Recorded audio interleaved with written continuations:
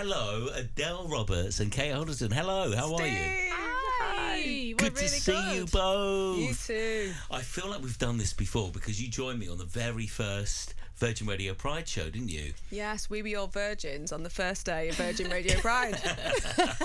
And you were so good, Kate. We thought, come on, we've got to get you both back and go through. Because the thing is, you two are like my favourite celebrity couple.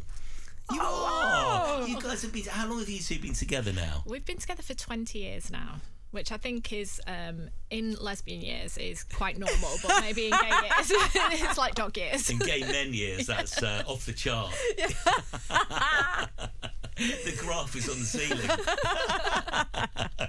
All right, so you've taken this seriously because I've got a Spotify list, and that's always impressive, Adele. Thank you so much. You're welcome. I'm going to ask you, Adele, your first track on my Pride playlist. What are you going to have? Okay, could we have Lesbian God? That's what we call her in our house. KD Lang, Miss Chatelaine, the live version if possible. Okay. Now, why this particular song? What does it mean to you both? Okay, so one time me and Kate had gone to Scotland, I think, to do a DJ gig, and we were driving back, and I think there'd been, unfortunately, a crash on the motorway, so it meant that we had to take the A roads. So we're driving back from Scotland on these beautiful A roads through countryside.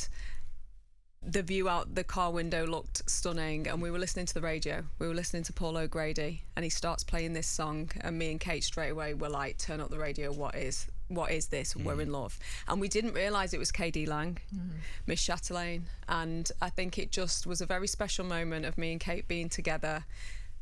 Glorious Paul on the radio, and for me it sums up the beauty of radio. It's what you do, Steve. It's that community, it's that closeness to other humans that you can't actually see but you feel connected to them. And I think the way that KD sings about Miss Chatelaine is just a beautiful thing. It's how I think about Kate when I'm not with her. Oh, it's just like your song. Yeah, it's like your song. is. Every couple has a song. Is this your song? Well, we've got a few, but I think this is definitely one of them. Right. And I think it really, it just felt like Paul was playing that song just for us at that moment, and it made it extra special because we didn't know who was singing it until he'd finished. And then when we found out it was KD, and we love KD Lang for everything that she's done for lesbian visibility across her career. She's incredible. So I hope everyone loves this song as much as we do. Can I ask you, first question, when did you two meet? Yeah, we met 20 years ago at a radio station. Radio features a lot in our relationship. Radio brought us together. Yeah, and we had a mutual friend, and Kate apparently woke up one morning deciding that she wanted to be a DJ. She'd had a big night out in Blackpool. She'd seen a female DJ and was like, I want a bit of that. And asked our mutual friend if she knew any DJs. She knew me, and so our mutual friend said, can I bring Kate into your radio station and can you show her what to do? Really? Can you teach her how to twiddle some knobs? I was like, I can. I mean, we never actually got as far as the DJ lessons, did we? Did you not? No, she can't DJ. I can press play. That's so special, isn't it? And did you know, I mean, was it a love at first sight thing, Kate? Yeah, it was. I always say that when Adele opened the door at that radio station, it's going to sound really soppy, but it felt like I recognised her. It felt like I was like, oh, there you are. Like I'd been looking for her and I didn't know that I'd lost her. Amazing. And I saw Kate and I thought, oh, she's beautiful, but I didn't know that she was single. I didn't know that she was gay. And she just casually mentioned that she was going on a date with a girl. Right. And as soon as I heard that, I was like, oh, interesting. That's the thing, though. I wasn't going on a date with a girl. That was my little coded signal to Adele. Just to let you know. Because I guess 20 years ago, the UK was very different. And so, in a way, you had to be a bit more clandestine, didn't you, about being gay, I guess? A bit cloak and dagger. Yeah. And it was meeting people, wasn't it? Because it was pre-apps and pre-smartphones. We were talking about the L word, and the L word came out. There was none of, like, all the stuff we've got now. It really was, I know it's only 20 years ago, but it was a different landscape, wasn't it? Yeah, and it's so beautiful to see how far we've come. Even this radio station 20 years ago, I don't know if that would have even been a notion in someone's head. Yeah, I think you're right. Go on, let's have another song. What should we pick? I think this song is the spirit of Pride to me. It's all about being your true self, not living under anyone else's constraints. It's about freedom to me, and that's what it feels like, and that's what I think Pride sums up is, you know, being yourself and living your life to the full. I'm glad you said that, because my mum used to play it to me to be like, don't get a husband like your dad. Be true to yourself. Yeah. That's what And she's it saying. works. Yeah. She's like, be gay. don't get a husband, be gay. So what is the song? It's Candy Staton, Young Hearts Run Free. Oh, amazing. Love your chat with Chris Evans, by the way, the other day. It was so thank we got you. so many messages. You've both done so much. We had so many people who said, they followed your journey with you. Let's get back to the tracks. What are we going to play next? This next song is mine and Kate's song. I think this is the definitive song. Mm-hmm. And I remember saying to her, when we first got together, as we've mentioned, there was no internet, so you couldn't Google lyrics. Mm-hmm. You didn't really know what song words were. And we both loved this song, but I didn't know what the lady was singing. And I said to Kate, if you know the lyrics of this song, I'm meant to marry you. And she knew them. So this was your proposal song, wasn't it? Yeah. Really? Well, we've still not got married, have we? That was going to be one of my questions. Let me ask you now. It's none of my business. Why am I asking this? But why and when and how? So, proper lesbian cliche. I asked Kate to marry me within the first week that I met her. She said yes, but at the time we couldn't get married. Then they changed the law and you could. And then I was like, oh, this is going to cost me a lot of money. I think we've just been together for 20 years. We feel like we are married. So I think maybe one day we'll seal the deal, but we're not in a rush. Yeah. So the lyrics go, I had a dream my trip would end up with you. That was the bit I knew. It was, so tell me, how do you do? Finally, I see you. I had a dream my trip would end up at you. Just edit this down, Steve. Do you know, as I'm watching you do that, the look of love though in your eyes, honestly, The look of the annoyance. look of love in your eyes is something really special. It's really special. Okay, what's the song? It's Kings of Tomorrow, finally. All right, let's do this. Can I ask you to, because you told me, Adele, when you popped in for the very first show on Virgin Radio Pride, that am I right in thinking that you didn't know that you were gay until, you were in your 20s, weren't you? Is that right? I think I was about 15 when I realised I was gay. Okay. I was in my 20s when I publicly was out as gay on Gotcha. Big Brother. But when I realised that I was maybe a little bit different to the rest of my family, I was about 15. And I did struggle with the notion that I could be gay. I didn't, because there weren't enough role models when I was younger, I didn't know that it was a possibility, first of all. I know that sounds really silly, but I just didn't know that I could be a gay person. And then when I started to work it out, because I had feelings for people of the same sex, I thought, I don't want to be gay because I feel like I'm going to let my family down. And then I realised that that's nonsense, because that's how God made me. And my mum and dad always taught me to be proud of who I am, especially being a mixed race person. Never apologise for who you are. And so I just equated that same logic to being gay. I was just like, this is how I was made. This is me. Did you have to really kind of psych yourself up to have that conversation with your family, with your friends? And were you worried about it? Were you worried about the outcome? Or did you know, look, they're going to accept it come what may? I never worried. Once I'd accepted it, I think I was the hardest person to come out to, in a weird way. And once I'd accepted it, I was okay with it. And I was always out to my friends. I didn't have the conversation with my mum and dad, but I think that's because I didn't think they were ready to hear those words. And I thought, when I feel that they're ready, I'll tell them. I didn't tell them. I went on a TV show and told the world. But I wish I'd have had that conversation with them before I went on the TV show. So when you were on the TV show, was that a planned moment, or was it a spur of the moment going, this is the time? Oh no, because I was I'd gone to university and I was always out. So once I'd got onto the TV show, I was, there was no way I was going back in. No. I was just unapologetically me. But being in the Big Brother house, you didn't know what the reaction was outside, did you? So, I mean, that must have played on your mind.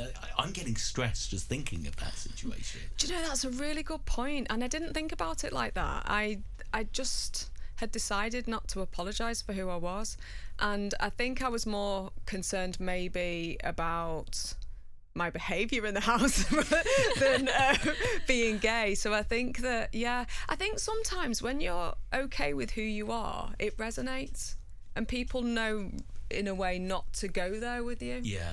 Yeah. Because you're being authentic, your authentic self. And Kate, it's really interesting because you told me when we met before that you've always been gay. You knew. Well, I just have never come out. And I think it's probably, I was saying to Adele yesterday, in my family, it wasn't that I was scared to tell my mum and dad. It was more that I didn't really kind of speak to them about a lot of different things. So it was more like a kind of cringe thing to me. Like, and I always feel like even if I'd have had a boyfriend, I would have found that hard to tell them about as well. Because I was the youngest in my family, so I think I was always like the baby. So it kind of freaked me out a little bit, thinking of them thinking of me doing grown-up things. It's personal stuff, isn't it? It's our private. It is, and I didn't maybe want them to think about me like being with anyone, because I was like the little one.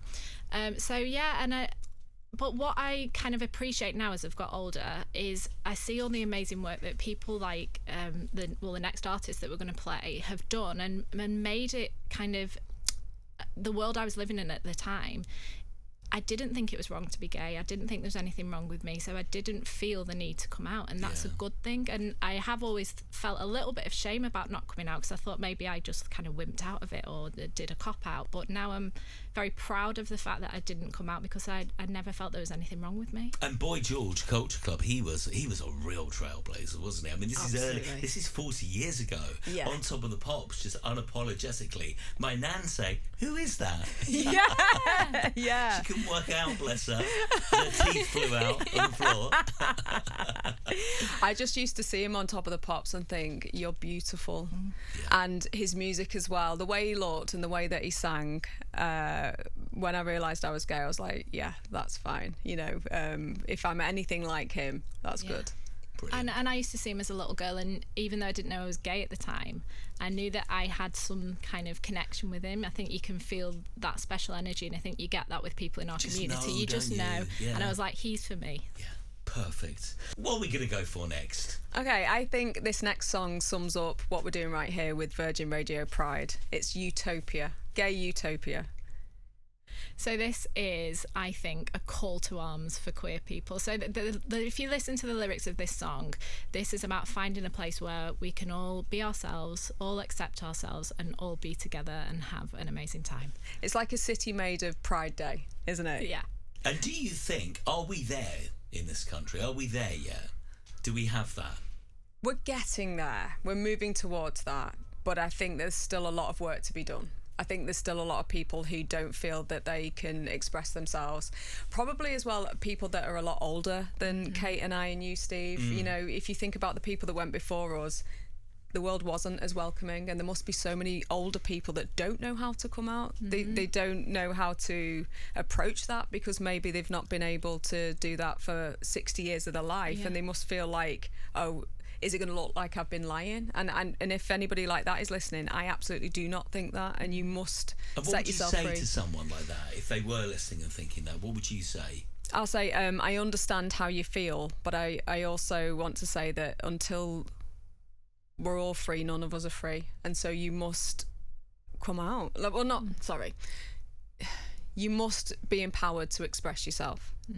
There's nothing good ever comes from keeping yourself small. I think that us becoming the biggest manifestation of ourselves is true activism.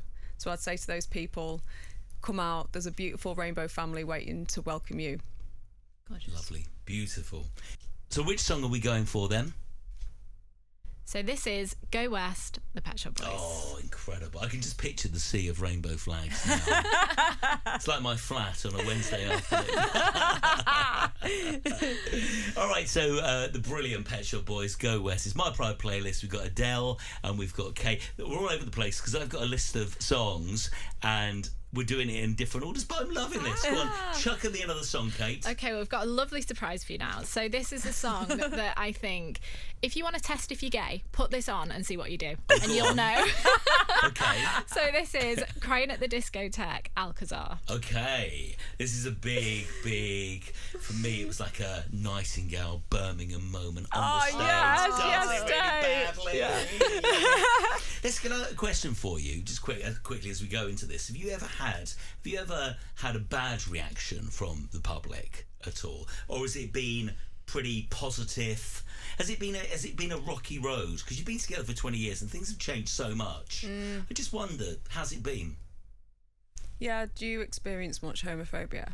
I don't really. I think everything's very positive. I think obviously you get the odd social media. I think you get the odd horrible Idiot. comment about anything. So Yeah. there's been the odd thing, but I think overall, social media's been a lovely place to be for us, and I think we kind of consciously make sure that we surround ourselves with people of our community and positive people anyway, and hopefully we attract those people as well. So hopefully we're attracting lovely people I sometimes get it though, don't I, in the street?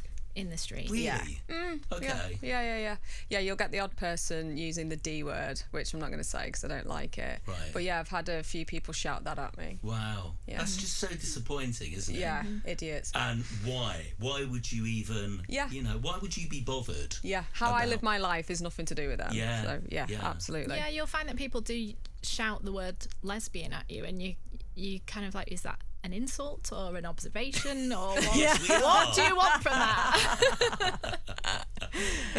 But luckily, it's few and far between. Okay, lovely. I wanted to ask you then, as we go into this song, do you girls still go clubbing? You're crying at the discotheque. No, I've not been in a club for a while, have you? Not really. Only when Adele DJs, that's our little trips out, I think, nowadays. Yeah. And Oh, where do God, I you feel like a DJ? sado now. Come on, you need to get out there. Come on. We're not even crying in the discotheque anymore. No. You're not going. Fake news. My Pride playlist, we're in year 4 of this. Obviously, you were both here the first season, Yeah. weren't you? When we started, we had no idea the journey that we were going to go on as a radio station. It's so weird in the last 4 years how things have changed. We were just coming off the back of the pandemic. I realised I had a problem with the word queer. Now fully over that, but it was very triggering. So much has happened. How have you seen the radio station evolve, you two?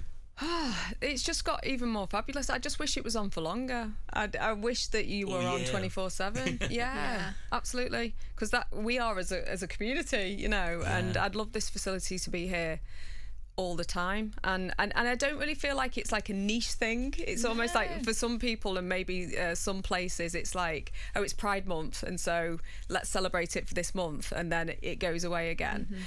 Whereas I think our community, we are very diverse, and that's what's great about this radio station. You've got the whole of the LGBTQIA plus community, not just sections of it. So yeah, please have it on all the time, Steve. And we tackle the subject matters as well. So it's not just a playlist, a camp playlist or whatever. We can really, like your brilliant documentary, like the L Word chat the other night. That was, I learned so much hearing you guys, and I still haven't watched it, I'm sorry. Oh, How to ruin the interview half an hour in. I wanted to know which L-word character you are. I know. I'll get back to you. I think you're an Alice. See what you think. Oh yeah, you are an Alice. I'm going to be Googling Alice as soon as we finish it. Let's get back to the music. What should we pick next? Okay, so this song, we were at Pride one year, Pride in London, and there was a massive crowd, and I was like, what's going on over there? People were whooping and cheering. I thought somebody amazing must be over there. And we managed to get to the centre of the crowd, and there was a young, fabulous man that had a pair of hot pants on and a phone in his back pocket, and he was playing this song out of his back pocket. And everybody was dancing and losing their minds and singing this song at the top of their voice, and obviously me and Kate joined in. This is Believe by Cher. Oh, I love it. You are just so kind of authentic and happy and great, and your journey, 20 years you've been together, isn't it? Is it just over 20 years now? Yeah. Wow. I can't manage 4 months. Where am I going wrong, girls? Don't tell me you're young and single. You're Young, free and single, Steve. No. I am. You need to be snapped up. You need to be on TV, never mind radio. They want to start getting cameras in here. But tell Gorgeous. me seriously, you two have been through thick and thin. Your chat with Chris Evans about, your diagnosis. Your world has changed, hasn't it, over the last 20 years. What is the recipe for sticking together through thick and thin? I think it's, first of all, choosing the right person to begin with. So definitely when I met Adele, I had that feeling, and I just knew she was the one. But I think, we're best friends as well, aren't we? We're very honest with each other. Honesty without a doubt, and trust. And trust. And obviously you've managed to kind of weather really stressful periods in your life, and how do you do that? Is it just chatting, communicating, telling each other your feelings? Yeah, and I think it's allowing yourself to be vulnerable. That's something I used to struggle with, and Kate's helped me with a lot, and allowing people to help you. I never used to accept help, and Kate's helped me love myself. I think part of growing up queer and maybe not seeing yourself reflected in society, you feel like there's something wrong with you feel like a bad person, you hide parts of yourself away, and I think it's been a process for me to undo all of that bad messaging and all that bad work that I've done on myself, and Kate has helped liberate that side of me, and I think that's another reason why we've stayed together for so long, because there's been growth in the relationship as well. And I think that's true for not just romantic relationships, it's true for every relationship. It's kind of, there might be something about somebody that maybe you don't like or that rubs you up the wrong way, but it's understanding that maybe that thing comes from a vulnerability in that person. So with me and Adele, we understand that, especially in the start of our relationship, if there was something about the other person that maybe made us feel a certain way, we didn't like, we'd try and work out what was causing it. Yeah. So with Adele, like, maybe, you know, you didn't love yourself when I first met you, and it was trying to work out why. Yeah, hurt people. I definitely know that. And like Kate said, it's usually the way it expresses itself, it's probably not the thing, if you know what I mean. So you have to like do the work, you have to work out where it comes from. Yeah, we have this saying where we say the thing is not the thing. So if Adele's angry, I'm like, what are you angry about? And then I'm like, you're not. What are you really angry about? So every action is a reaction, that kind of thing. Gotcha. That's fascinating. Yeah. Should we have another piece of music? What are we going to go for? Someone that's very important in our relationship. Okay. Should I do an impression? Go on. Come on. Would you like to go cruising? It's our Jane. Hey! Steve.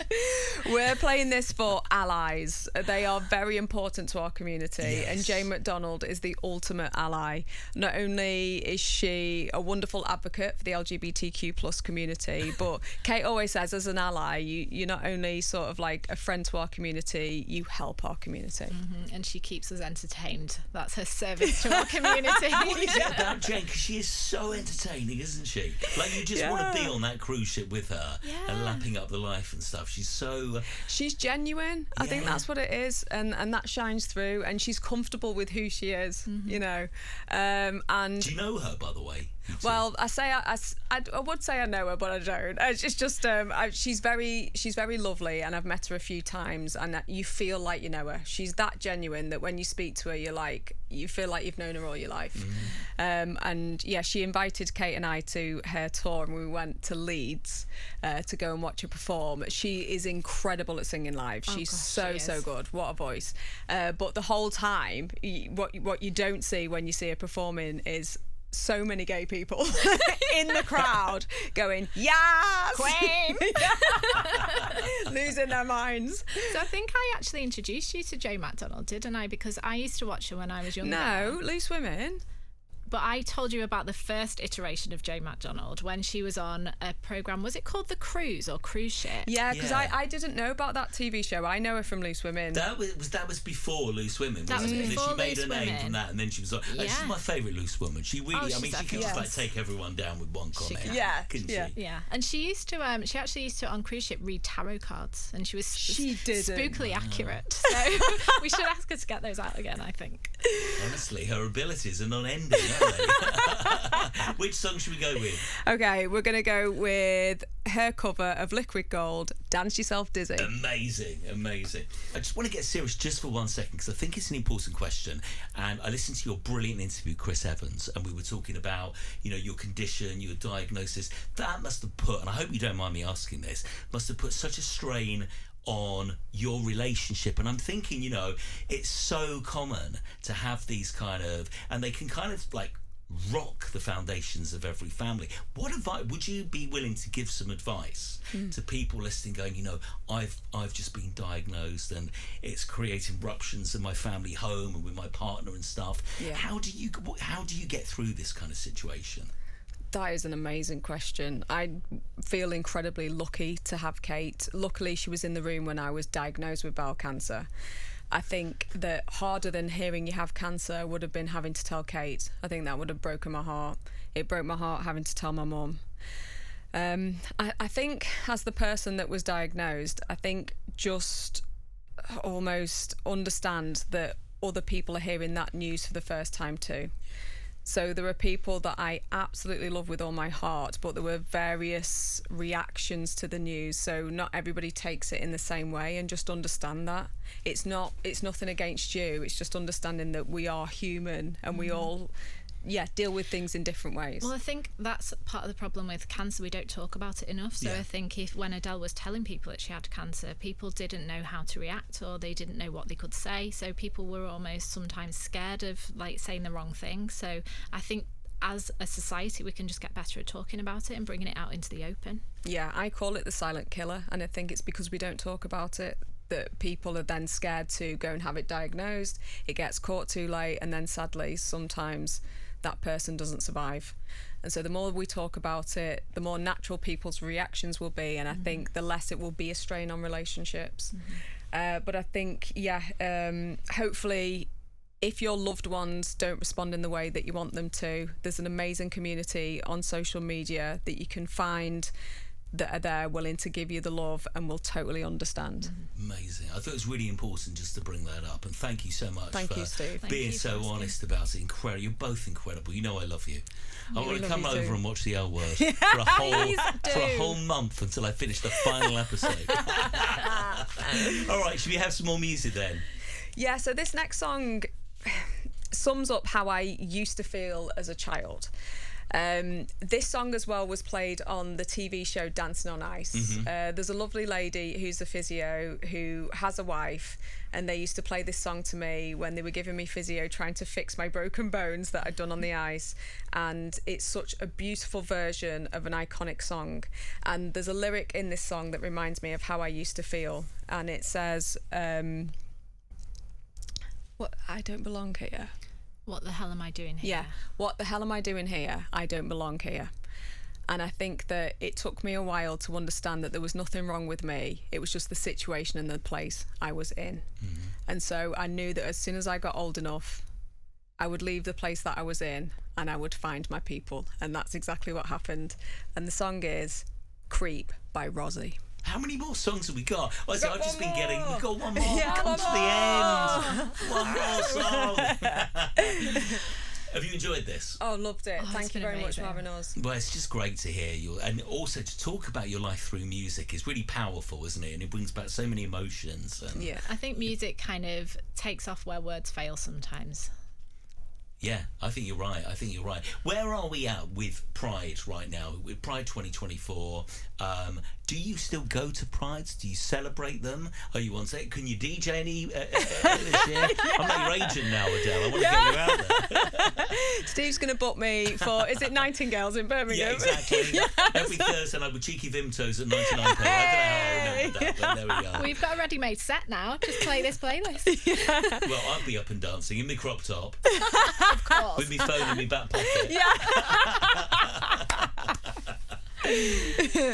Yeah, I think we have come so far in terms of Pride. I'm so proud of our community and our allies. We've done a lot of good work, but there's still more to do.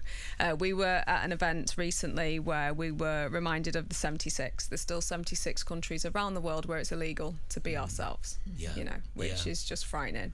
Not until we're all free, none of us are free. So there's still a lot of work to do. But I also think that Pride is a massive celebration of our community. It's a party, but it's also still a protest. Beautiful. Okay, your final song, drum roll. If I had a drum, we haven't got the budget, but if I had a drum, what should we go for? Okay, we are going to the musicals with the fabulous Liza Minnelli, and this is Cabaret. Okay, well, before we play it, thank you so much, both of you. Thank you, You're Steve. amazing Thank you, inspiration. Steve. I love hanging out with you. Thank you for too. popping in, and we'll see you probably next year for Virgin Radio Pride 2025. Can't keep us away. Are you up for it? Adele and Kate, thank you so much. Thank you, Steve. Thank you, Steve. Virgin Radio.